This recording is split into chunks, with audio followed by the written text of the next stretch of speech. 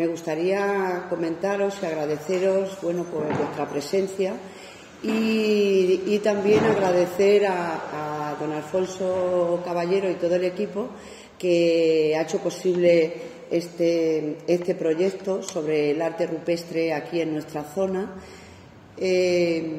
Para Solana del Pino comentaros que está muy agradecida de que bueno, pues que pongáis en valor toda esta cultura que tenemos, este patrimonio cultural tan importante, y porque nos va a ayudar en definitiva a lo que nuestro pueblo necesita, y es una cosa que todos sabemos ahora que está en boga, que es la despoblación. Entonces, cualquier cosita que se haga en nuestro pueblo, cualquier cosa nos viene bien.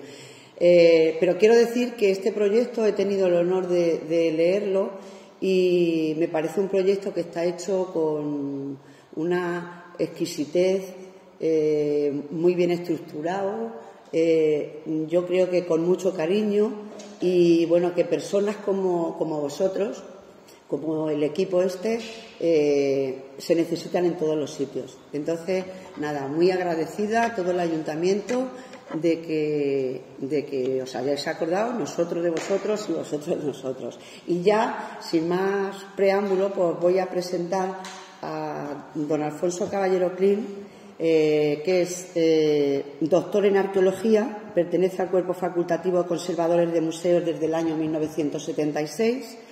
Ha desarrollado una amplia trayectoria profesional como profesor en la Universidad Autónoma de Madrid, director del Museo de Ciudad Real, jefe de Servicio de Arqueología de la Consejería de Cultura en Castilla-La Mancha, director del Museo de Santa Cruz de Toledo.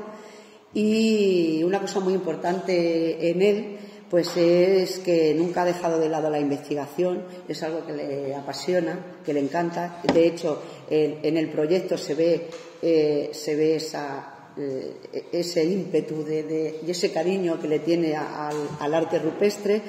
Y bueno, pues ha puesto en valor la difusión del patrimonio arqueológico castellano-manchego, fundamentalmente en relación con el arte rupestre post-paleolítico.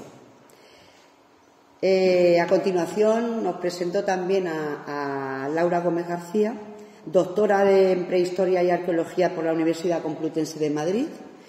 Ha sido doctora del Parque Arqueológico de Recópolis en Guadalajara durante más de una década. También tiene su experiencia en este tipo de arte. En la actualidad desarrolla diversas labores de gestión cultural y desarrollo sostenible, donde el patrimonio arqueológico es el protagonista, y es especialista en arte rupestre y aplicación de las nuevas tecnologías en la documentación y puesta en valor de este patrimonio cultural. Entonces, una vez ya, pues, sin más preámbulo, os dejo a vosotros, que estamos deseosos de ver el proyecto. Pues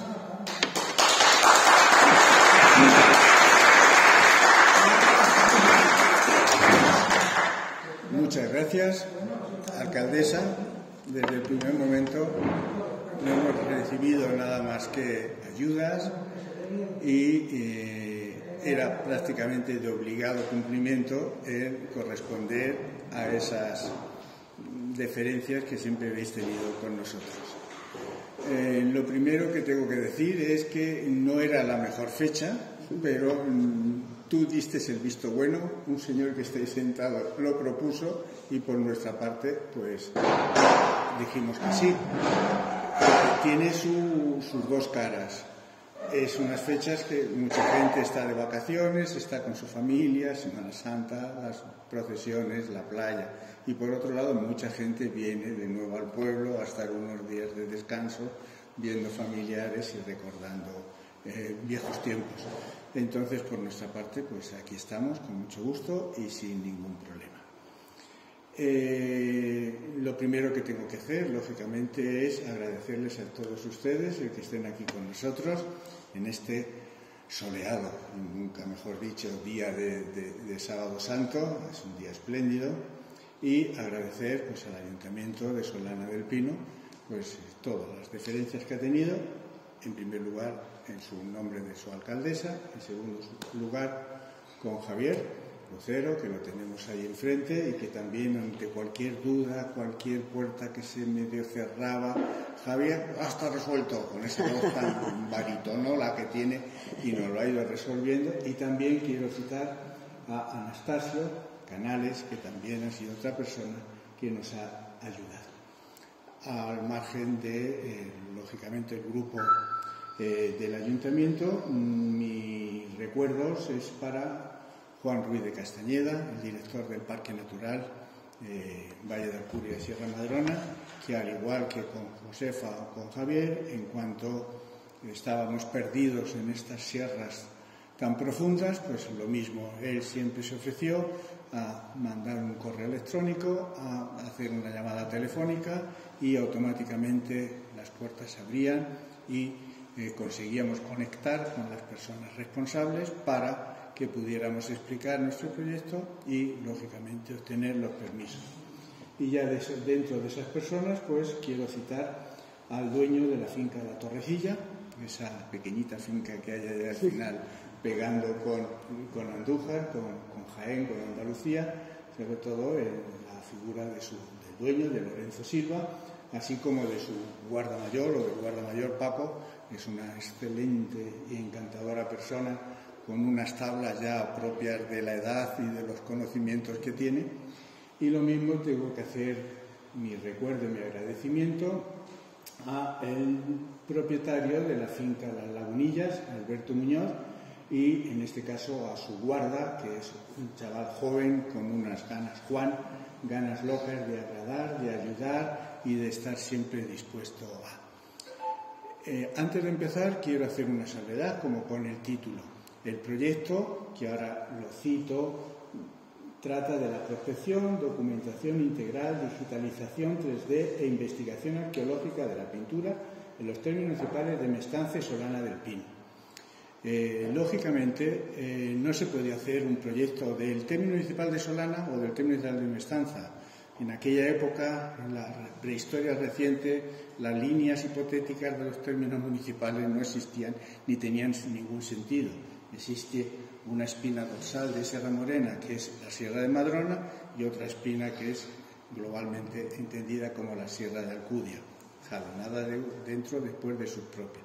De ahí que nuestro proyecto de investigación abarcara la realidad geográfica de los dos términos municipales. Incluso da la casualidad de que en ambas fincas que he citado hay yacimientos que pertenecen al término municipal de Mestanza y yacimientos que pertenecen al término municipal de Solana del Pino. Y por último, dentro de mis agradecimientos, pues como no, a la asociación ANASMA, que también ha colaborado en creando esta infraestructura para que hoy podamos hacer esta breve charla. El proyecto que presentamos a la Viceconsejería de Cultura data de fecha 6 de diciembre del 2020. Anteriormente habíamos estado barajando la posibilidad de coger esta zona, de coger la zona de Puerto Llano y Argamasilla de Calatrava, donde también están apareciendo importantísimos conjuntos, pero voy a serles muy sincero. Yo fui el que decidí coger esta zona por un motivo muy personal, y es que yo ya tengo 71 años. Y me consta que estas sierras, porque he sido montero, ya casi no cazo, son las sierras más abruptas que existen en toda la provincia, desde el Viso del Marqués, San Lorenzo, Mestanza y Solana del Pino. Mi experiencia también me llevó en el 2010 o 2011 a meterme en la hoz de Jámbola, hace ya años, y comprobé lo que estoy diciendo, la complejidad que tiene andar por esas zonas. Entonces pensé que si podía acceder a los riscos de aquí, cuanto antes lo hiciera mejor, porque iba el tiempo en mi contra. De ahí que fue prácticamente esa decisión, porque lo mismo, insisto, hay todavía nuevos yacimientos por la zona de Almadén, por la zona de Chillón, por la zona de Almodóvar del Campo, por Fuencaliente o por esta zona de Mestanza y San Lorenzo y el propio Viso del Marqués. hasta en Castellar de Santiago tenemos documentados yacimientos de arte rupestre. De ahí que fue esa un poco la decisión que tomamos en aras a enfrentarme a un problema muy serio como es el problema de poder acceder a esos sitios. El resultado ha sido, y me pongo una medalla, que estoy todavía muy bien y que respondo bastante. Alguna vez me tienen que ayudar un poquito porque hay algunas cuestas que cuestan. Pero bueno, lo hemos conseguido.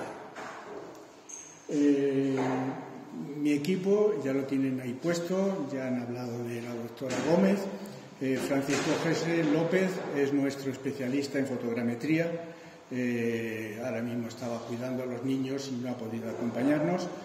Trabaja con Laura y conmigo desde hace unos 10 años aproximadamente. Las pocas cosas que hemos podido hacer por falta de tiempo siempre hemos contado. También colaboró en la tesis doctoral de Laura. Y las otras dos personas, pues prácticamente ustedes las conocen mejor que yo. La presencia de esas dos personas fue la que me animó a coger Solana del Pino y Mestanza, Antonio Carmona y David Amarillo. Antonio sí lo conocí hace tiempo, es un señor muy dado a las redes sociales, siempre está para arriba y para abajo, es un poco, ¿cómo le diríamos? ¿Puedo decir? Bueno, no digo nada porque ya me están mirando. Y bueno, entre ambos pues me he encontrado muy a gusto. Los primeros prospecciones las he hecho con ellos, con David y con Antonio, y la verdad que, como luego iré desgranando algunas cosas, Rafael Ayala, el que quiero citar en último lugar, ya me dijo hace unos años: yo creo, Alfonso, que tú ya pues no subes, lo mismo que yo, que él ha tenido un problema de menisco y la ha imposibilitado, pero yo creo que tú ya a tu edad pues ya te va a costar mucho. Pues sí, lo de costar mucho es cierto, pero hasta ahora estoy cumpliendo y hemos podido. Este es el mapa. Bueno, estamos trabajando, por supuesto que nos quedan todavía un par de años como mínimo, siendo muy optimistas y saliendo todo bien. Hemos hecho la parte primera y no de todos los términos municipales, sino, siéntate ahí y así lo vas a ver mucho mejor. Gracias. Y hemos empezado, pues siguiendo a nuestro maestro Breil, hemos empezado de este a oeste, por consiguiente hemos empezado por el término municipal de Mestanza. Y hemos ido avanzando, empezamos en el Chorrillo, hemos seguido por la Hoz, de Río Frío, por el Jándula, la Garganta, y hemos ido avanzando poco a poco. Y aquí es donde el mapa de Solana del Pino lo tenemos reflejado. Aquí pueden ver desde el más oriental de los yacimientos, que son la Garganta del Águila o la Garganta del Arroyo del Águila, el 1, el 2 o el 3, hasta los más occidentales, como es el Abrigo del Pavo o la Covatilla del Rabanero. Si los cuentan, aunque faltan algunas chinchetitas, porque no daba más de sí, es simplemente un mapa orientativo, se puede ver con claridad cómo ocupan los dos grandes sistemas de cordilleras en los que está aquí estructurado Sierra Morena. La zona norte, donde hay una densidad impresionante de yacimientos de arte rupestre, y la zona sur, concentrada fundamentalmente en lo que es la finca de la Torrecilla. Por supuesto que estamos convencidos que si siguiéramos avanzando hacia el oeste por la Garganta, por la Sierra Madrona, antes de llegar a Fuencaliente, seguro que por fincas como las Abulagas, etcétera, etcétera, encontraríamos más conjuntos rupestres. Pero eso sería un trabajo inabarcable, inalcanzable, y como decía mi profesor maestro Gratiniano Nieto, hay que ponerle fecha a las cosas para que lo perfecto sea enemigo de lo bueno. Quedémonos con lo bueno, y es una aportación más.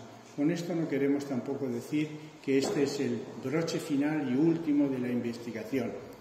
En estos días, haciendo el PowerPoint, me he dado cuenta cómo nuestro querido maestro, el abate Breil, utilizó unas técnicas, luego como en los años 80 hemos utilizado otras técnicas, como ahora en el año 2022 estamos utilizando otras, y yo estoy convencido que dentro de 20 o 30 años quien se siente aquí pues sonreirá cuando vea lo que hemos hecho nosotros y dirá, pobrecito, cómo trabajaban, qué brutotes eran, como yo digo, de Braille, como ahora veremos algunas imágenes, o viendo las imágenes de hace 40 años cuando yo hice la tesis doctoral. Es decir, que esto es un camino más, son pasos en una escalera interminable que contribuirá poco a poco. No somos muy optimistas en tener unos resultados aplastantes y apabullantes de esta realidad, pero sí creemos que damos pasos hacia ese lugar. Y otra cosa que quiero aclarar, no vamos a hablar aquí de pintura esquemática en cuanto a antropomorfos, zoomorfos, bitriangulares, ídolos oculados. En primer lugar son tecnicismos y en segundo lugar lo que quiero hacer más hincapié en mi aportación de esta tarde, luego la doctora Gómez ya continuará con lo que estamos haciendo en los despachos y en los laboratorios, es una actualización de los yacimientos de arte rupestre en el término municipal de Solana. Una historiografía, una historia de los descubrimientos y conocimientos de estos yacimientos. Esta imagen es maravillosa, es súper elocuente, como en una tienda de campaña, ahora porque se han abierto unas pistas y porque podemos movernos mejor, como una serie de personas propios del lugar, como fue Tomás Pareja y su hijo, fueron contratados por este señor que aparece aquí en los años 10, en los años 11, 12 del siglo pasado, que era un chavalillo, siempre con una boina y con un pitillo en la mano. La boina la cambió por el sombrero, pero el pitillo debía de ser el mismo, debía de tenerlo ahí pegado, porque en todas las fotos que tenemos de Braille siempre está con un pitillo en la mano. Y murió viejísimo, es decir, que eso del cáncer de pulmón, algunos le irán, pero a otros no. Este señor fue un monstruo, yo le tengo auténtica veneración. A esa edad de 20 años tuvo suerte porque tuvo unas becas y unas ayudas del príncipe de Mónaco que les facilitó dinero para emprender una investigación exhaustiva por toda la península ibérica. No entro que luego se fue a Sudáfrica, que luego estuvo en Australia, solamente aquí y dentro de la península ibérica, pues a lo que es la zona nuclear de Sierra Morena, que para nosotros es Ciudad Real, Jaén, Córdoba, Huelva, Badajoz y algo de Cáceres. Toda esa franja de cuarcitas, desde Jaén hasta ya la desembocadura del Guadiana, pues es la zona que consideramos nuclear de este tipo de manifestaciones rupestres. Pues este señor debió llegar una noche a esa estación lúgubre que debía existir, porque yo luego la conocí y ya para mí fue lúgubre, del tren en Madridejos, y de ahí, en Almadenejos, y de ahí con unas mulas que se buscó, con alguien, no sabemos cómo, en eso no lo describe con mucha claridad, empezó a prospectar y a dibujar los yacimientos desde Chillón hasta Aldea Quemada, o desde Aldea Quemada hasta Chillón. Ya había estado en las Batuecas, ya había estado en Extremadura, en Hornachos, etcétera, etcétera. Y en esos días del 12, del 13, recorre todas estas sierras con la ayuda, lógicamente, de estos prospectores. Hay que decir también que tuvo doble suerte, ya que en estas zonas estaba la empresa Peñarroya plantando pinos por un lado y haciendo extracciones mineras. Era una empresa francesa y debieron de ayudarle mucho porque hay una serie de cartas en las que se preocupan por él y les mandan fotos y les mandan alguna información al respecto. Henry Braille, aquí tenemos el mapa, publica en los años 30, 35, 33, 35 en 4 voluminosos volúmenes, libros. En su libro tercero, titulado Sierra Morena, publica todos los yacimientos que él ha encontrado, ha localizado, le han encontrado, desde prácticamente, como digo, desde Aldea Quemada hasta la zona ya de Almadén y Chillón. Y en Solana del Pino descubre, presenta, publica 3 yacimientos: Peñón Amarillo, Collado del Águila y la Cobatilla de la montaña Rabanero, como aquí tienen ustedes marcado. También decir que la sierra de ahora no tiene nada que ver con la sierra de antes. La sierra de antes estaban, ustedes lo saben mejor que yo, porque yo soy más urbanita, pero por fotografías antiguas lo hemos ido constatando y comprobando. En la sierra, y por los prospectores que tuve, Francisco Limón en Fuencaliente, al que otra persona de aquí y yo le tuvimos un enorme cariño, nos lo decía. Dice, por ahí he vivido yo de pequeño, por ahí había unas sendas que me comunicaban prácticamente sin echar una gota de sudor de tal sitio. Es decir, entre el picón, entre la leña, entre las cabras, entre las ovejas, entre el mundo rural, en las sierras estaban mucho más fácil de acceder a ellas, mucho más limpias de montes que actualmente, que justo se ha cambiado todo la actividad económica y lo que se ha hecho es o repoblaciones o intentar. Tiene esta foto en blanco y negro, yo no tengo cursor, pero creo que se ve bien donde está el peñón amarillo, la raya de arriba marca con la raya del lado derecho en el portátil y este es el peñón amarillo con las casas de Solana del Pino. Y este es el dibujo que Braille nos presenta. Sus dibujos son a mano alzada, era un excelente dibujante, eso hay que reconocerlo, un envidiable dibujante, pero lógicamente publica su obra que pensaba que ya no le iba a publicar, y hubiera sido una enorme catástrofe de no haberlo podido publicar 20 años después. Y ahí que hay mucha información donde digamos que patina un poco. Es decir, si Braille hubiera tenido la tecnología que hoy día tenemos, no sé dónde hubiera llegado con su trabajo. En aquella época también se interpretaba bastante más. Hoy día esa palabra, para los que nos dedicamos al arte rupestre, es un auténtico sacrilegio. Preferimos decir no sabemos qué significa a decir que esto puede ser tal figura o tal otra. El Peñón del Collado del Águila es el segundo yacimiento. Estas son fotos de Braille. Hay otros sitios donde se ven unas cámaras de madera impresionantes con unos tipos de... Tenían que ir 1 o 2 personas con sus respectivas mulas llevando esos armatostes a las costillas cuando los animales ya no podían subir, pero reflejando lo que es. Por eso creía que era curioso y que creo que a ustedes les va a gustar. Este es el dibujo de Braille. Son bastante acuerdo con la realidad, se ajustan muy bien. La única diferencia estriba en la distribución de las figuras y en la equidistancia de unas a otras. Braille, por imperativos, estoy convencido, del editor, tuvo que concentrarlo todo muy junto. Y luego también, como he dicho antes, insisto en que alguna vez su imaginación se desbordaba.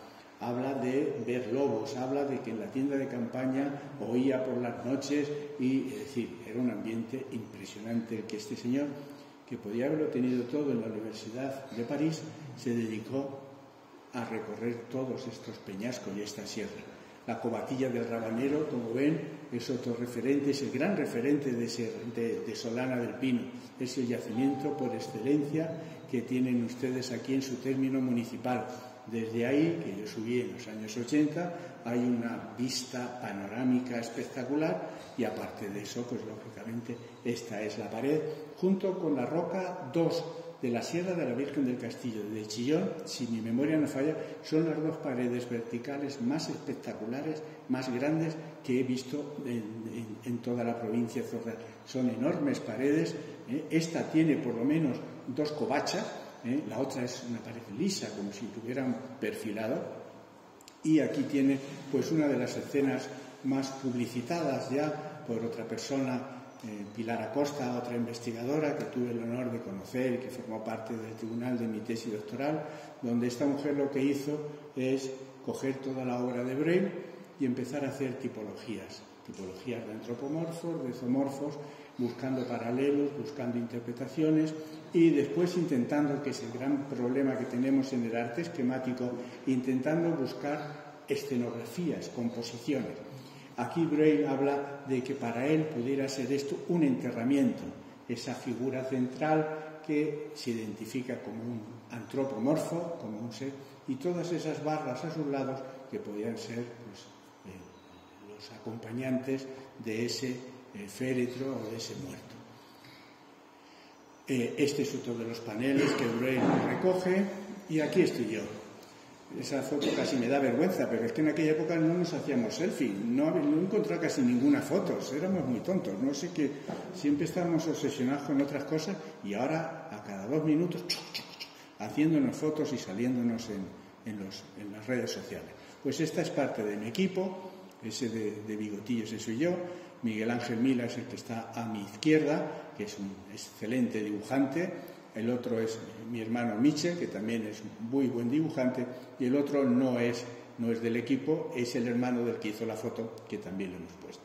En el año 83 recorro los pasos de Braille y en Solana del Pino no me puedo encontrar a otra persona más maravillosa.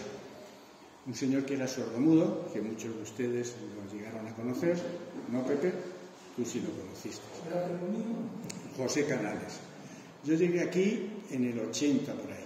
No había luz en Solanilla del Tamaral. En Solana del Pino, el cura nos refugió a ese grupo de gente en la casa sacerdotal o la sacristía, no sé lo que era. Y allí nos metió. Y alguien nos presentó a este señor.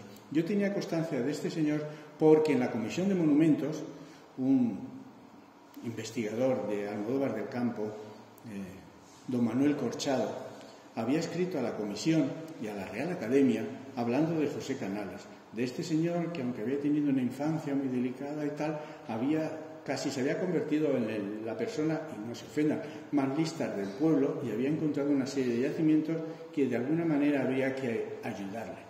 La carta pues se quedó y nadie recurría a él.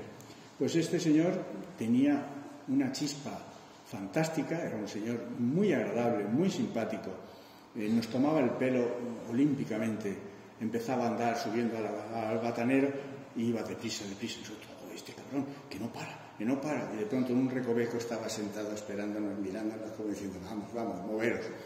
Pues este señor me acompañó a ver los yacimientos no solamente de Solana del Pino, sino de Mestanza.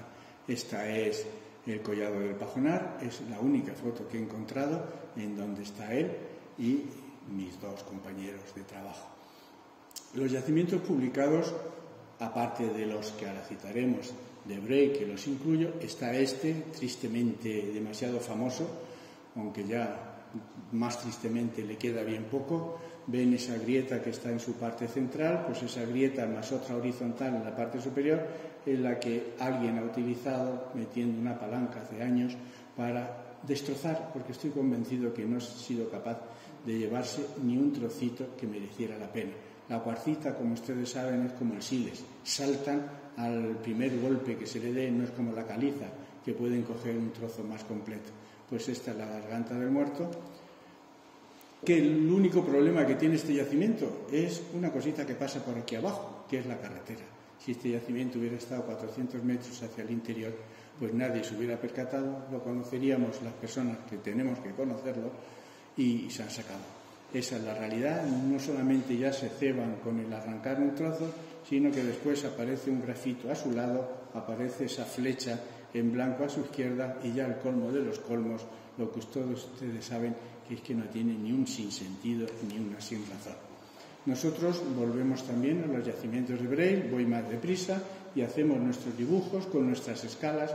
Como han podido comprobar, Braille no presenta escalas de ninguno, en aquel momento era así, los métodos de trabajar, y aparte del Peñón Amarillo, José Canales nos lleva a Puerto Calero.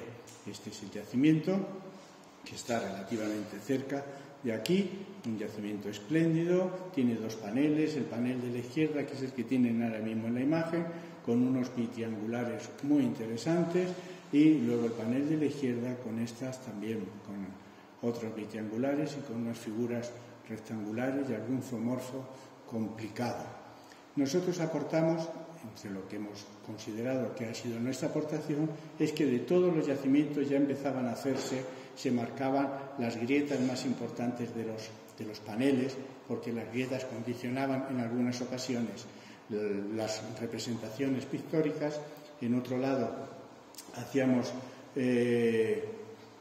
la escala respectiva, que era ya de obligado cumplimiento, y en otros momentos lo que hemos hecho también es hacer las secciones, la vista frontal y el perfil de la roca. Creemos que era ya una necesidad en los años 80 de tener que hacer estas cosas, y de todos nuestros yacimientos lo incorporamos, así como la ubicación. Esos dos rectángulos oscuros es donde se encuentra, y justo separado por esas rocas, el de la izquierda Puerto Calero 1 y el de la derecha el panel 1 y el panel 2. E incluso en este panel hemos cogido, y en el estudio que estamos haciendo ahora con las nuevas técnicas que se están utilizando de fotogrametría y de pixelados de las figuras, estamos estudiando la posibilidad, y con los programas de District, la posibilidad de ir viendo cosas que en los años 80, con las técnicas que allí existían en aquellos años, no fuimos capaces de descubrir. En ese rectángulo central que tienen en la parte inferior derecha aparecen, estamos todavía trabajando en ello, una serie de elementos pictóricos que todavía no hemos definido, pero que en el año 80 no fuimos capaces de localizar. Estos son, como ven, panel 1, panel 2, panel 3, con la separación entre uno y otro, con la escala, el gran panel, uno de los grandes paneles centrales de la cobatilla del Rabanero. En las representaciones ya sí marcamos esta gran colada que lo había lavado el agua, las grietas en la roca y los distintos paneles que teníamos. En este momento nos ayudó muchísimo ya la fotografía en color, que Breuil no llegó a conocer en la parte esta, luego posteriormente sí, murió en los años 60 y algo, es decir, que ya estaba completamente desarrollado, pero sí nos ayudó mucho también la diapositiva. La diapositiva luego en laboratorio, después de haber hecho las triangulaciones y proyectándolo en una serie de pantallas, podíamos hacer con más facilidad. Dejamos a mi tesis doctoral y quiero hablar de este señor. De ese señor personalmente no le conozco. El otro día le llamé, me pasaron el teléfono, tiene a su mujer muy enferma, me dijo que lo intentaría, pero que si no, pues que lo disculpara, que ya nos conocíamos en algún momento. En un folletín, en un folleto de los años 85, folleto de las ferias de Solanilla del Tamaral, este señor publica esto. Y me van a permitir que se lo lea. Este arte formó parte de una cultura antigua que los historiadores datan en el Calcolítico Bronce. En esta pedanía existen diferentes abrigos, unos inéditos y otros ya nombrados por historiadores como Vermeer y Henri Breuil, que fueron pioneros de su primera divulgación. Posteriormente estuvo silenciado hasta que en los años 80, donde Alfonso Caballero en su tesis hizo mención de los mismos y otros facilitados por personas del lugar. En este caso de Solana del Pino fue José Canales, hijo de esta localidad, quien le mostró y acompañó a los abrigos. Vaya por mi parte el reconocimiento a esta persona actualmente fallecida. En Solanilla del Tamaral los pioneros fuimos Rafa Ayala, del que hablaré inmediatamente, que se inició y despertó mi interés por este arte. José Miguel, no sé quién es, Emiliano Fernández y yo, Juan de Mata Sánchez, que recorrimos las sierras y localizamos diferentes abrigos inéditos. Además de los ya relacionados, hablo del año de 1985. Quiero dejar constancia de estas personas como pioneras de esta secuencia cultural. Localizamos una decena de abrigos inéditos que en el periódico de las fiestas de Solanilla del Tamaral se hizo mención de los mismos y de hecho los nombres fueron catalogados por mi persona. Este es Juan de Mata. Aquí esta foto debe ser del año 2002 aproximadamente.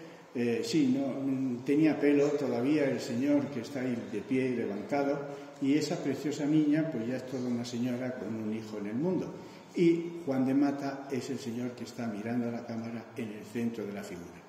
Y he conseguido también rescatar la imagen de la derecha, donde de manera pues como hay que hacerlos cuando no eres un profesional, pero sí quieres tener un documento, sí quieres tener una constancia. Ahora son las fotos con la facilidad de los móviles, y en aquella época pues se hacen estos dibujos simpaticísimos, encantadores, donde se reflejan una serie de motivos, de yacimientos descubiertos. Casi todos están en el término municipal de Mestanza, en estos en concreto, descubiertos por Juan de Mata, Rafael Ayala, etcétera, etcétera.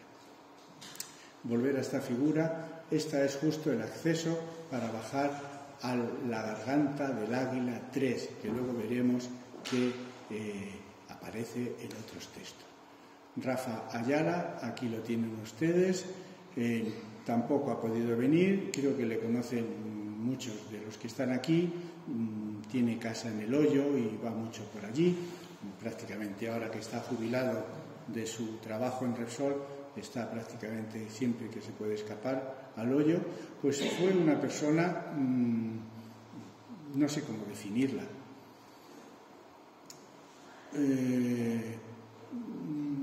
entregada por completo al descubrimiento, altruista 100% de las pinturas rupestres. Siguió los pasos de Braille, siguió mis pasos, que debí de dar algunos más que Braille, y los superó, los engrandeció y nos apabulló. El objetivo, la curiosidad, el objetivo, no sé, el estar a gusto consigo mismo, como él me decía, el perderse en la soledad de estas montañas. Esta foto ya es del 2010-2011, cuando accedimos a ver una serie de abrigos, como he comentado antes, de la hoz del Jándula. Y esta es otra espectacular foto que no he querido que pasara sin que la vieran, ya cuando el Jándula se despide de Castilla-La Mancha y coge tierras andaluzas. ¿Por qué digo estas cosas tan bonitas de Rafa? Pues porque ahora mismo se darán ustedes cuenta y lo entenderán perfectamente.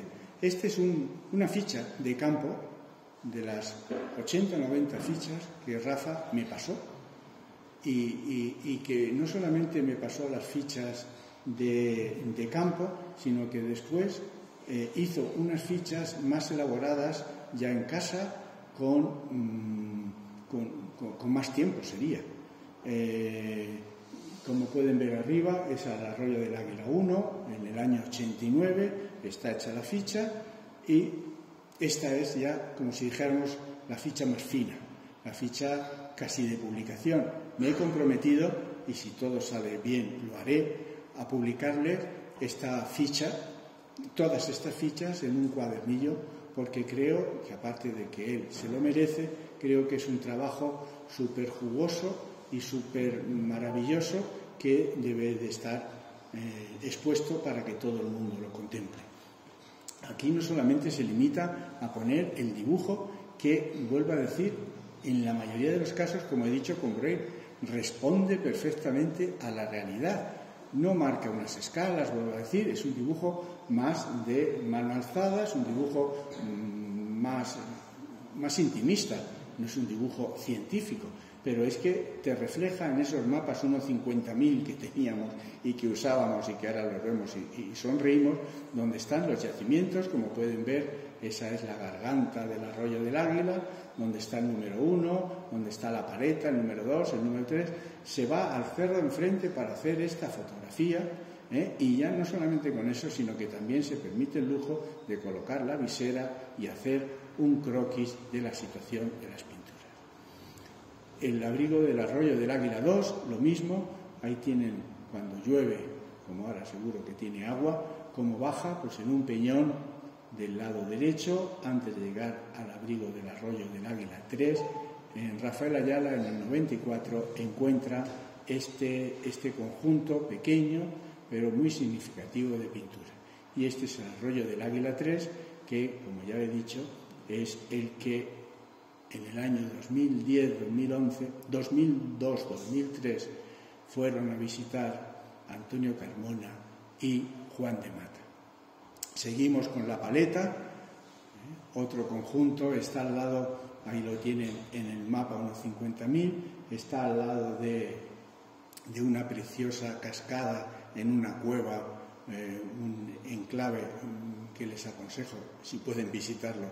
El enclave es una preciosidad, con el agua cayendo por encima.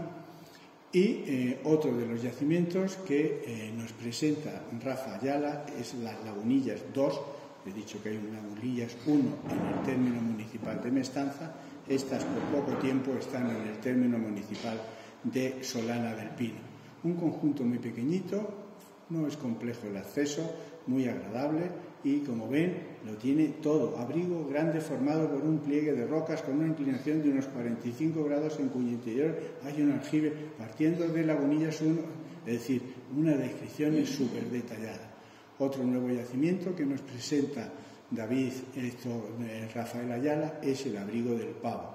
Este abrigo lo descubre, lo presenta, firma la ficha en el año 89 y lo mismo, está justo, ya se ve la monda y está perfectamente marcado, e incluso hasta una foto de donde están las pinturas y una foto de la ubicación de la roca.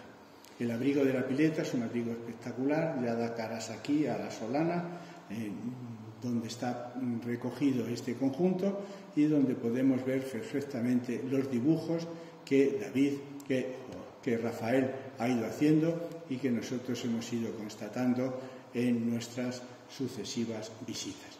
Y por último está la Cueva Alta, él denomina Cueva Alta de la Solana del Pino, en el año 87. Este abrigo es bastante complejo, en tanto en cuanto tiene ahí esos rectángulos cuyos paralelos son prácticamente muy pocos y muy difíciles de interpretar. A su lado hay unos zoomorfos, unos animalitos muy esquemáticos que pueden responder a cualquier otra cosa.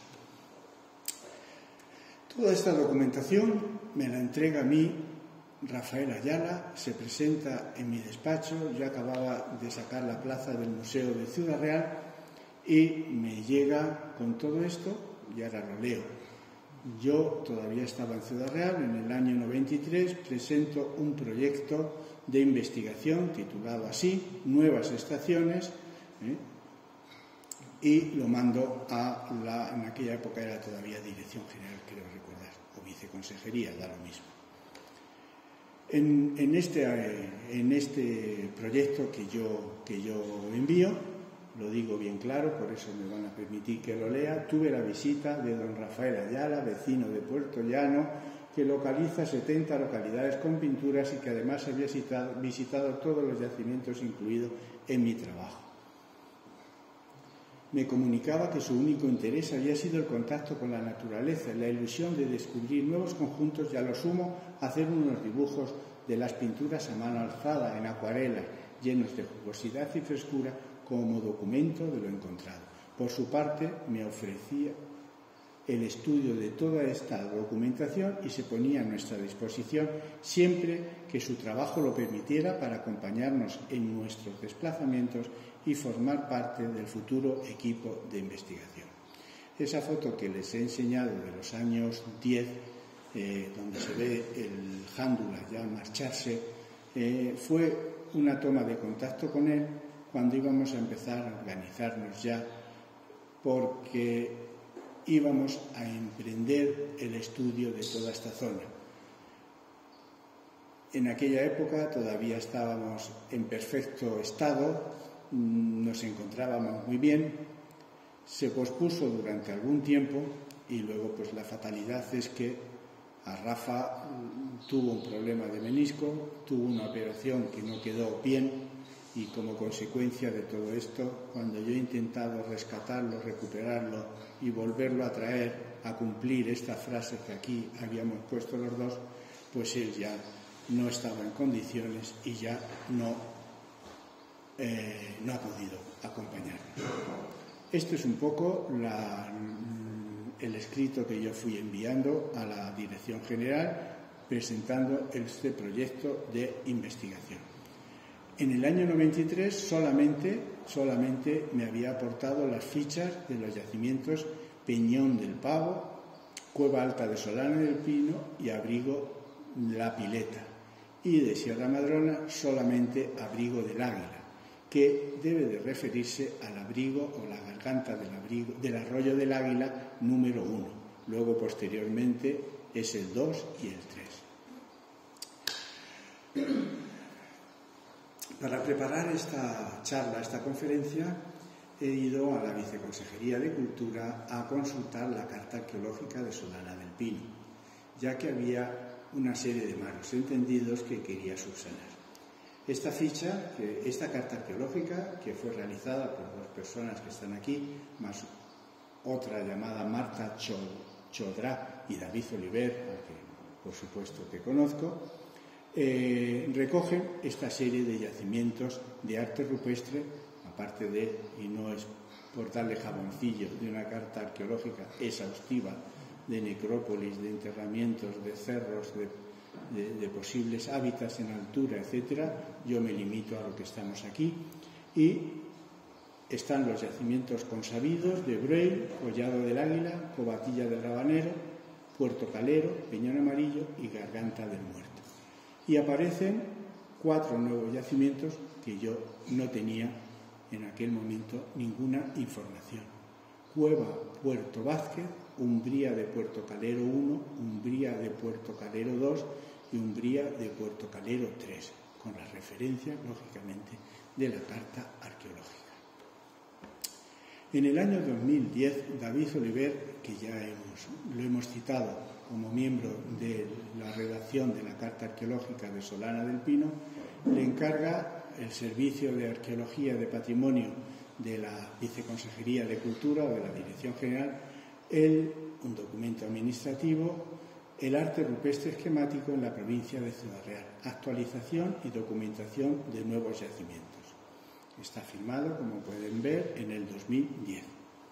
David recoge la lista inmensa de yacimientos, ¿ves? Lo de Puerto Llano que he citado antes, todos estos yacimientos los descubre Rafa, la Cuevecilla 1, la Cuevecilla 2, el Peñón Solitario, etcétera, etcétera. Ahí está. Y en este paréntesis incorpora los que estaban ya recogidos en las fichas que me pasa Rafa y que, lógicamente, aportamos en nuestro proyecto. La Paleta, la Pileta, Arroyo del Águila, Cerro Canillos es un yacimiento de grabados que está ahí en el valle y no viene al caso, la Covatilla del Rabanero, la Cueva Alta, la Garganta del Muerto, Peñón Amarillo, Peñón del Collado del Águila, Peñón del Pavo y Puerto Calero. Incluso hace la descripción de alguno de estos diciendo, pues es Cueva Alta de Solana del Pino, sin documentar. Este yacimiento aparece en un listado dentro del proyecto tal, que ya les he leído, tal. La Garganta del Muerto lo recoge, que estaba en la tesis, etcétera, etcétera, etcétera. En el libro publicado por Macarena sobre las pinturas rupestres esquemáticas del Valle de Alcudia y Sierra Madrona, su segunda edición del 2011, a la que agradezco, igual que a su marido, que estén aquí hoy pasando la tarde con nosotros, justo al final tienen una actualización del inventario de arte rupestre de la comarca del Valle de Alcudia. El número 1, Avenoja, Navaleznilla. La última página, estos son los yacimientos. Vuelven a repetirse prácticamente todos los yacimientos anteriores y que además ya habían aparecido, lógicamente, como no podía ser de otra manera, en la carta arqueológica. La única duda que yo tengo aquí, y que no he tenido ocasión de hablar con Macarena, es que aparece el Arroyo de la Sorda. Yo ese yacimiento no lo he visto ni lo he encontrado por ningún sitio. Y el Arroyo del Águila, que, vuelvo a decir, creemos que es el Arroyo del Águila o la garganta del Arroyo del Águila número 3. En el año 2020 se produce una interesantísima exposición aquí en Solana del Pino, realizada por la Asociación Naturalista Aullidos de Sierra Madrona, más conocida abreviando ANASMA. En esta exposición recogen una serie de yacimientos que van desde el río Montoro, desde la hoz del río Frío que decía Breuil, hasta el río Montoro, hasta el río Jándula. Exacto. Esta es la foto donde está, se nos ha ido la alcaldesa con el delegado de Economía y con el presidente de ANASMA en la inauguración de la exposición. Estas son imágenes de dicha exposición. De todas las aportaciones de las numerosas fotografías que presenta en la exposición, este es el único yacimiento, al igual que hemos dicho con lo de la Sorda a Macarena, el único yacimiento que no tenemos constancia de su existencia y que además lo denominan ustedes Puerto Calero 3. Estaba la foto justo cuando hemos llegado. Digo, mira qué coincidencia, no se me va a olvidar. Puerto Calero 3. No sabemos ni cuál es ni dónde se encuentra. En el año 2021 aparece una nota de prensa donde se habla de la aparición de 2 nuevas cuevas con pintura rupestre en Solana del Pino. Esta foto es de la garganta del Arroyo del Águila número 3. El yacimiento estaba y ya existía de hacía tiempo. Y por último, y siento cansarles un poco, pero ya con esto mi parte termino, no sabemos quién es el responsable de Crónicas del Bosque, Montes Vivos, Libres y para Todos, que llega a nuestro poder el 21/7 del 2021, donde hace una serie de descripciones de yacimientos de Solana del Pino, de Fuencaliente, incluye el Escorialejo, en cambio no habla de Peña Escrita, incluye Mestanza, por supuesto, y aparece un nuevo yacimiento, Peñón del Toro del Agua Fría, y una foto del yacimiento antropomorfo de Puerto Vázquez. Es la única información gráfica que tenemos. Este es un poco el cuadro sinóptico de los descubrimientos, localización y documentación de los que hasta ahora nosotros consideramos 20 yacimientos que partiendo de Breuil, continuando por todos los demás y acabando en ese blog Crónicas del Bosque del 2021, entre todos, cual coctelera, se ha ido confeccionando a lo largo de más de un siglo y 10 años más, 120 años. Desde Peñón Amarillo, los 4 de Breuil, los nuestros, de mi tesis, y luego los que ha aportado tanto Rafael Ayala, con la ayuda y la compañía de Juan de Mata, como los que aparecen en la carta arqueológica, como los de Anasma que han incorporado, o como este de Crónicas del Bosque, que es el último que aparece, el abrigo del toro de agua fría aquí. Hasta aquí un poco la historiografía, como les he dicho, de nuestro trabajo. Pero esto es prácticamente el 10% de todo lo que un proyecto de esta investigación trae consigo. Hemos hecho, si me apuran ustedes, no voy a decir lo más bonito, pero sí lo más relajante, paisajístico, donde las endorfinas se desarrollan. Paralelamente hemos empezado, aunque tenemos que reconocer que queda mucho todavía trabajo, porque cada uno estamos dedicados a otras 1000 cosas y no podemos dedicarle el cuerpo y alma, el trabajo, el tiempo que quisiéramos dedicar. Queda mucho todavía por la fase siguiente, por la fase de investigación, por la fase de trabajo, por la fase de pelearse con las fotos en laboratorio. Y esa es la parte que yo ya le paso a la doctora Gómez para que ella continúe con esta charla conferencia.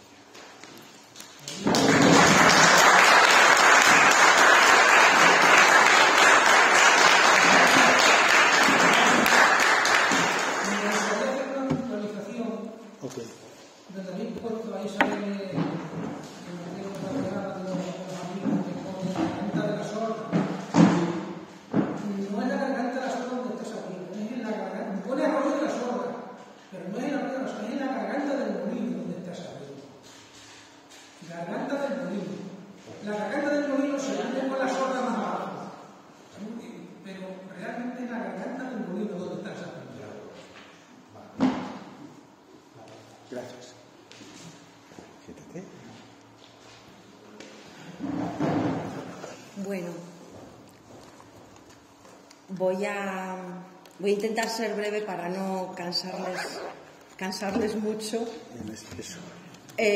Como bien ha dicho Alfonso Caballero, pues básicamente lo que es la documentación, el trabajo de campo, pues podemos decir que sería un 20% de lo que es realmente un trabajo completo de documentación de arte rupestre, del trabajo que estamos desarrollando. Queda por hacer el otro 80%. El otro 80%, bueno, en el trabajo de campo hay también que hacer una serie de realidades físicas que sean fácilmente reproducibles luego en el laboratorio. ¿A qué me refiero? Estamos en plena naturaleza, pero tenemos que funcionar con unas cuestiones de fotografía, con una luz constante, con una luz que sea exactamente igual, con sombras, porque hay que intentar hacerlo todo de una manera lo más estandarizada posible y lo más homogéneo posible, para luego en el laboratorio ser capaces de hacer las distintas reproducciones y que tanto en mi ordenador como en el ordenador de Alfonso, como en el ordenador de cualquier investigador de América Latina, de París o cualquiera de ustedes, puedan luego realizar los distintos tratamientos en las fotografías y que salga realmente la imagen exactamente igual. Es decir, que todo lleva también un control de unas mediciones. En el campo no solo es llegar y hacer fotografías, sino que además, por regla general, al principio hace mucha ilusión acompañar a los arqueólogos a documentar en la sierra el arte rupestre, pero pasada media hora es un auténtico aburrimiento. Se está riendo Antonio, porque, bueno, creo que estamos en familia, somos un auténtico coñazo, porque son horas y horas y horas haciendo fotos del mismo cuadradito, porque tienes que controlar la luz, porque, claro, contrólate la luz al aire libre, tienes que buscarte tus fondos, tus pantallas, ver el luxómetro, cómo funciona, cómo no funciona, sacar fotografía general, macrofotografía, que es sacar fotografías muy cerca para que el muñequito, la figurita de este tamaño, luego podamos trabajar con ella de una manera súper exageradamente grande en casa. Es decir, David también se ríe mucho, luego utilizamos necesitamos calibrar poniendo pegatinas y poniendo distintos mapas a la roca para hacer esas fotos de manera calibrada, puesto que hacemos fotogrametría, que es todo en 3 dimensiones. En fin, es muy, muy duro el trabajo de campo y sobre todo de documentación de este tipo de arte, que no todo es tan bucólico como puede parecer. Y es solo un 20%, porque luego el otro 80% pues es el trabajo de laboratorio, en el que hay que procesar toda esa información, toda esa documentación, todas esas miles de fotografías, donde luego tienes que establecer los distintos estudios de paralelos, de tipologías de cada una de las figuras, buscar otras situaciones, el tema de los mapas, los estudios de GIS, de georreferencia espacial, que de esos no he traído ningún ejemplo, pero es un auténtico universo bastante sesudo. Nosotros nos fundamentamos, aparte de la tridimensionalidad que nos está dando el paisaje y funcionar, como decía Alfonso, con esta espina dorsal que nos están dando las sierras, porque es muy importante el dónde se sitúan los abrigos desde un punto de vista espacial, también es muy importante el dónde se sitúan estas figuras. Estas figuras son planas, pero no son planas porque están en un soporte en 3 dimensiones. Y es muy importante también el trabajar con esa tridimensionalidad. Todo ello es, pueden decir ustedes, pero bueno, pues si llegas y haces una foto a una figurita y sale tan mono ahí el bitriangular, ¿para qué tanto? Pues sí, ¿para qué tanto? No, es que es poco, cuanto más, mejor. ¿Por qué? Porque piensen ustedes que es que estas figuras, este arte, estas imágenes, es un lenguaje que utilizaban nuestros ancestros, que utilizaban estas personas que habitaban todas estas sierras, y era un lenguaje suyo particular con el que transmitían sus ideas, transmitían sus realidades. Es cierto que no vamos a ser capaces nunca de leer ese lenguaje, de entender al 100% el significado de lo que nos quieren transmitir esas imágenes, pero es que es lo único que tenemos de estas gentes.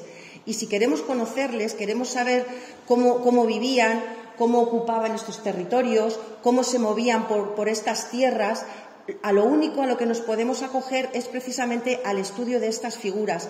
Por eso es esa meticulosidad, no solo en su documentación, sino luego en los posteriores estudios que realizamos, ¿no? Con los estudios tipológicos, comparativos, creando hipótesis, viendo si las conclusiones se pueden repetir en otros espacios, en otras zonas, para precisamente ser capaces de montar el puzzle de esta prehistoria, montar la historia de todas estas gentes. A partir de unos estudios y unas propuestas que hace el profesor Montero, él organiza el trabajo de la realización de los calcos de arte rupestre, de los dibujos de arte rupestre, los que hacemos los arqueólogos, en 3 planos. Está el primer orden, que es con el que funcionaba el abate Braille que ha explicado Alfonso, y es esto de aquí se supone que es un panel pictórico. Es que disculpen la imagen, que es malísima, pero bueno, más o menos yo creo que se puede entender. Esto sería una fotografía, una imagen de un panel con figuras.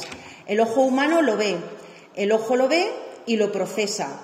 Y según lo procesa el cerebro, así lo dibuja nuestra mano. ¿Qué es lo que ocurre? Que en este plano hay mucho de imaginación, porque esto también es igual que cuando hay sonidos que no todos los humanos los oímos, pero en cambio los perros sí.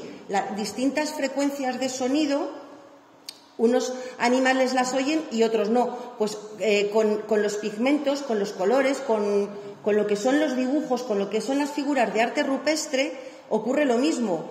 Hay colores, hay pigmentos que nuestro ojo no es capaz de captar. Es igual pues, que las personas que son daltónicas. Normalmente las personas con una visualización normal vemos todos los colores, pero hay personas que no. Pues eso mismo ocurre con los pigmentos en el arte rupestre. Entonces, en este primer orden es muy subjetivo el dibujar este arte rupestre. Con la invención de las cámaras fotográficas y con el trabajo a partir de la fotografía, sí que como comentaba Alfonso Caballero, en los años 80, pues empezó a avanzarse mucho, sobre todo en la cuestión de las escalas y los tamaños. Se proyectaba en la pared y se podrían hacer los dibujos escalados, ya con unas mediciones reales. Pero también sigue siendo muy influyente el cerebro y la imaginación. ¿Qué está ocurriendo en la actualidad con las nuevas tecnologías? Pues que estamos llegando a un tercer orden en el que las fotografías son digitales, se captan las imágenes de manera digital, pero el cerebro sí, el cerebro lo ve, porque nuestros ojos, nuestro cerebro capta las imágenes, pero a la hora de tratar las imágenes, a la hora de ver esas imágenes, es el ordenador, a través de distintos algoritmos, con los distintos programas de descorrelación colorimétrica que se llaman, que es en lo que se fundamenta el señalado Dietrich, que alguna vez se ha comentado.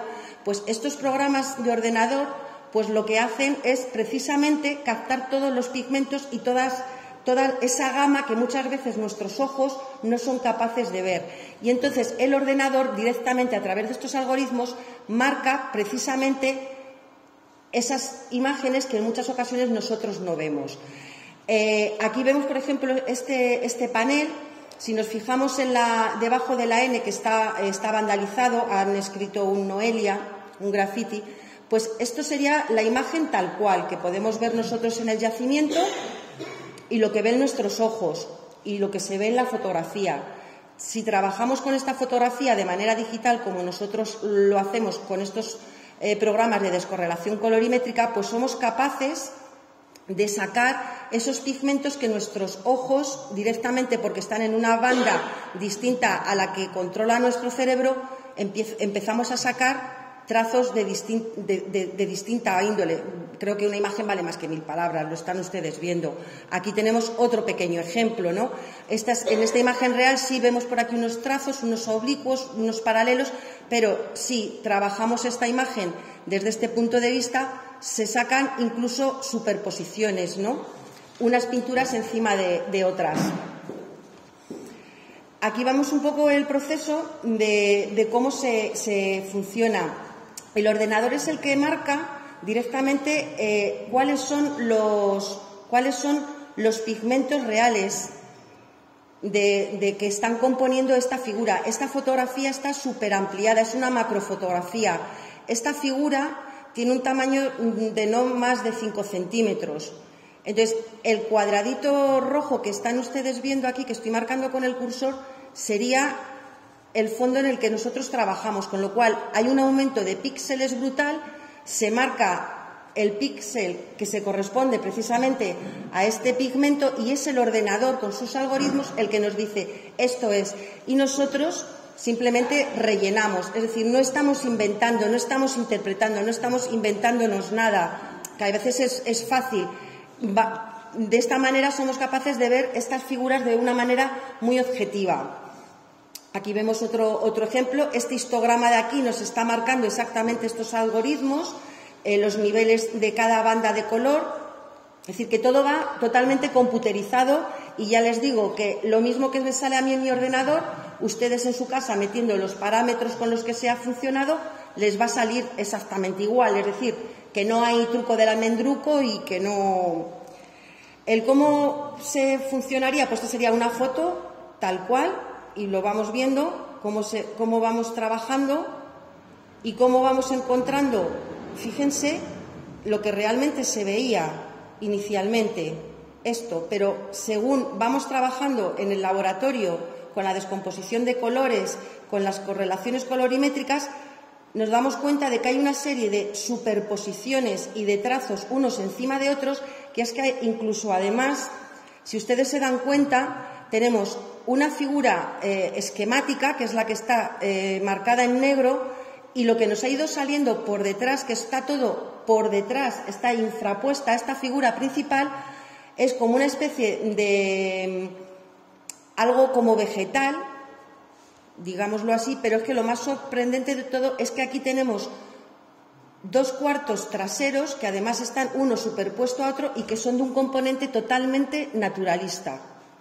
Con lo cual, aquí estamos ya incluso siendo capaces de poner cronologías, poner fechas, poner distintos estilos a un mismo panel, cuando antes simplemente el ojo veía esto, el ojo ve esto y la cámara de fotos ve esto, pero con este trabajo científico en laboratorio pues somos capaces ya de ir, y todo esto nos ayuda precisamente a hacer lo que les decía antes, a organizar el puzzle, las distintas piececitas de la historia de nuestros antepasados. Aquí es otro ejemplo, lo voy a pasar más deprisa, no les quiero a ustedes cansar ni agobiar, yo sé que esto es bastante denso, bastante cansino. Y luego todos estos dibujos también hay que darles lo que les decía antes, esa tridimensionalidad. No son dibujos planos, están en un soporte con 3 dimensiones que en muchas ocasiones esas composiciones giran en torno a estos relieves. Y aquí es fundamental la fotogrametría. Para enseñárselo tengo que salirme del PowerPoint y les voy a enseñar lo que entendemos por fotogrametría y lo que es. A ver. Esto ya va a ser más interesante, les va, yo creo que a gustar un poco más. Vamos a dejar que piense un poquito. Esta es una fotogrametría de uno de los yacimientos en los que hemos trabajado, se llama Cueva de los Arcos, en Viso del Marqués. Entonces, pues la cueva es enorme. Fíjense ustedes el tamaño de los señores. ¿Ven aquí la escala? Bueno, pues todo esto es una imagen totalmente real de esta cueva, que nos podemos aproximar y mover completamente por ella. Estos son millones y millones y millones y millones de puntos en un eje X, Y y Z, es decir, 3 dimensiones. Le están viendo aquí la malla de puntos y conforman perfectamente lo que es todo este espacio. Entonces, aquí tenemos perfectamente georreferenciada esta cueva. Fíjense con el tamaño que tiene y se puede hacer tanto a lo grande como a lo pequeño. Si quisiéramos hacer como en Altamira, con estos datos, con estas mallas de puntos que luego, lógicamente, se les ponen las texturas reales y originales que tienen a través de la fotografía, se señalan dónde están los paneles, ¿ven? Es todo un cúmulo de información y es a golpe de clic. Incluso mandándolo todo esto a una impresora digital 3D, de las que ahora imprimen hasta filetes para comer, que eso yo tengo mucha curiosidad por comerme un filete de esos en 3 dimensiones que imprime. Yo les digo a ustedes que con este programa, con esta forma de documentar, una impresora 3D haría la cueva tal cual, con cualquier pequeño recoveco, con todas sus grietas y, lógicamente, en ellos, con sus medidas, con las secciones, esas secciones que hacían a mano en época de Alfonso Caballero en los años 80, ya lo tenemos todo hecho. Fíjense, ¿ve? Aquí está el hombrecito ahí chiquitín, vamos a ver si le vemos un poquito, fíjense el tamaño que tiene ahí el hombre. Entonces, esto es fundamental. Y luego, lógicamente, la situación de los paneles. Este es otro ejemplo, también de Viso del Marqués. Se llama La Cueva del Castañarejo. Está pensando ahora el ordenador. Bueno, pues aquí ven ustedes, es un pequeño abrigo. Nos podemos acercar y con toda claridad de detalles, pues vemos que están aquí las pinturas. Esto, aparte de poderlo sacar en 3 dimensiones, también lo que está facilitando es que quien quiera verlo y visitar el espacio, conocer este abrigo, ponerse en contacto con este arte rupestre, pues a lo mejor no es necesario pegarte la caminata por mitad de la sierra a subir a verlo, porque es que hay algunos sitios que son francamente infranqueables. Entonces, desde un punto de vista de accesibilidad, muchos de ellos, por mucho que queramos, no los podemos hacer accesibles, pero gracias a estas tecnologías y a su reproductibilidad totalmente fidedigna, 100% y al milímetro, ya han visto ustedes la malla de puntos, la gente puede acercarse a estos yacimientos y pueden perfectamente ponerse en contacto con ellos y conocerlos.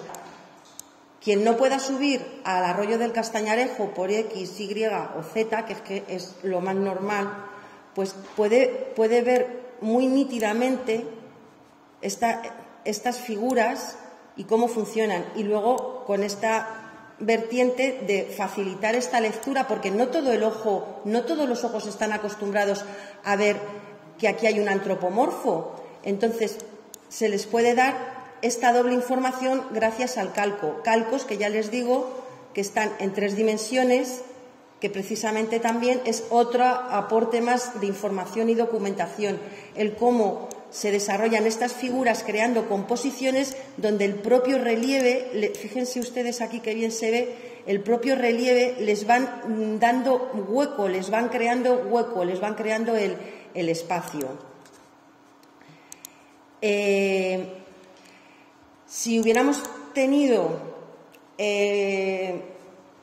la garganta del muerto documentada de esta manera, incluso mucho antes de la bandera de España o del grafiti azul, sino la hubiéramos podido tener documentada en 3 dimensiones antes de crear este hueco, que afortunadamente lo tenemos fotografiado ese hueco y está dibujado en la tesis de Alfonso Caballero, pues como les decía antes, hubiéramos podido, con una impresora 3D, haber podido rellenar este hueco para que vean también la de posibilidades que nos da el trabajo en 3 dimensiones en fotogrametría. Para que vean, esto lo tenemos un poquito a medias, les doy un poquito la primicia de Riofrío, que este yacimiento está aquí y me imagino que les hará pues ilusión el verle. Si me deja activarse, vamos a ver. Estamos... no está terminado, por eso les digo que les doy un poquito la primicia, porque esto, ya les digo, son muchas horas de trabajo, muchas horas de trabajo fundamentalmente. Bueno, pues Es un yacimiento muy complejo, muy complicado, porque no sé si lo conocerán ustedes, el de Río Frío, es una visera muy estrecha, apenas hay hueco para poder hacer fotografía a las figuras que se encuentran aquí arriba, en esta especie de techo de la visera. Y bueno, pues estamos trabajando, fíjense, nos acabamos de acercar a las figuras. Aquí las figuras con muchísimo más detalle, es decir, que gracias a estas fotogrametrías, pues la que les digo, no hace falta que nos tengamos que tirar al suelo, rezar como gusanos para poder ver estas pinturas, porque ya con la fotogrametría pues la estamos viendo. Y luego incluso pues también recogemos los grafitis, es decir, se recoge absolutamente todo. Y bueno, pues esta ya les digo yo que estamos con ellas, que tiene bastante complejidad.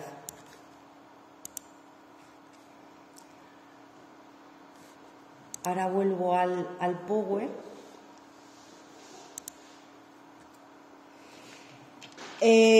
Con todo esto, aparte de nuestros estudios sesudos y de intentar hacer el puzzle de la historia de nuestros antepasados, pues lógicamente para poder contribuir a ello hay que difundirlo. Modos de difusión, pues por un lado en publicaciones en revistas y libros tanto especializados como de divulgación general, porque lo que no está escrito es como si no existiera y tenemos que hacer ese esfuerzo de escribir, de publicar en artículos, en libros, para que todo el mundo lo maneje y todo el mundo pueda tener esta información y además ir aportando y creciendo en nuestras investigaciones. Otro modo de difusión en el que también nos volcamos muchísimo es en las conferencias y en los congresos, sobre todo también por el intercambio de opiniones y de ideas que hay con colegas, que ellos también muchas veces se enfrentan a las mismas problemáticas que nos podemos enfrentar nosotros y entre todos pues somos capaces muchas veces de solucionar distintas problemáticas, así como también conferencias de divulgación general como la que estamos realizando hoy para ponerlo en valor y que todos ustedes pues conozcan lo que hay. De otro lado, también es muy importante, con todo el material que manejamos, que recopilamos, que trabajamos, que estudiamos, pues es muy importante también dejarlo plasmado de modo físico, mediante distintas exposiciones, como la que realizó ANASMA, exposiciones periódicas, incluso la creación de distintas señaléticas, informaciones. No es necesario muchas veces crear grandes centros de interpretación ni museos, simplemente con un punto de información, con un punto público donde puedan situarse ciertos carteles, ciertos paneles, incluso con códigos QR. Tú escaneas el código QR y te puedes descargar en tu propio móvil o en tu tablet esas fotogrametrías que les he estado a ustedes enseñando, que vas pinchando y te va saliendo el calco, te va saliendo dónde está ubicado el panel. Todo eso puede llegar a la gente de una manera muy fácil, muy activa, y todo eso generar incluso itinerarios y visitas guiadas a los sitios que puedan ser accesibles y visitables, y crear pues una conciencia, crear una sensibilización y sobre todo enseñar todas estas joyas que no dejan de ser patrimonio cultural de todos, son patrimonio de todos, desde donde están ubicados, de ustedes, son de todo el mundo, y eso es lo bonito, el poder compartirlo. Ya les digo, no siempre se pueden hacer accesibles los sitios, porque además ahora, hoy en día, ya no puedes utilizar ni siquiera escaleras. Por la ley de accesibilidad tiene que ser todo accesible. No se pueden plantear rampas Entonces, qué bueno son las nuevas tecnologías con nuestros smartphones, con las tablets, donde lo que les decía, en un punto cualquiera, en un sitio abierto, público, no hace falta grandes infraestructuras, tener unos cuantos carteles con unos códigos QR, y eso ya permite que en nuestros móviles tengamos toda esta información de todos estos yacimientos, de todo este patrimonio que tenemos aquí en estas sierras. Y es que de nada nos servirían tanta investigación, tanto esfuerzo, tanto sacrificio, tantas horas de trabajo, si realmente luego no es para que les llegue a ustedes, para que llegue a todo el mundo. Me gustaría leer textualmente una frase de Kofi Annan, el que fuera secretario general de Naciones Unidas y además Premio Nobel de la Paz, que es que creo que lo define perfectamente lo que es la situación del arte rupestre, que él nos dice que constituye uno de los registros más antiguos y voluminosos del pensamiento humano en la Tierra. Muestra la aparición real de la imaginación humana. Es un tesoro inestimable. El arte rupestre es el patrimonio común de todas las personas. Quizás la mayor amenaza para este patrimonio es el abandono, la ausencia de recursos, combinada con la falta de interés oficial. Ha dejado demasiados sitios de arte rupestre sin protección contra vándalos y ladrones. Debemos salvar este patrimonio cultural antes de que sea demasiado tarde. ¿Cómo lo salvamos? Pues como lo que estamos haciendo, documentar, publicar y enseñar, mostrar, compartir y, desde luego, ustedes con su apoyo, con su sensibilidad y con el recibimiento que nos han hecho esta tarde, este Sábado Santo, de estar aquí interesándose precisamente por esto. Yo creo que todo esto es una labor de todos y todos nos tenemos que implicar, sobre todo pues para concienciar mucho, sensibilizar y evitar que ocurran cosas pues como ocurrió con la garganta del muerto, que también tenemos que aprender lo que no se debe de hacer. Por mi parte, pues ya aquí lo dejo. No sé si tienen alguna pregunta, cualquier cosa, tanto Alfonso como yo, pues estamos encantados y lo que les surja.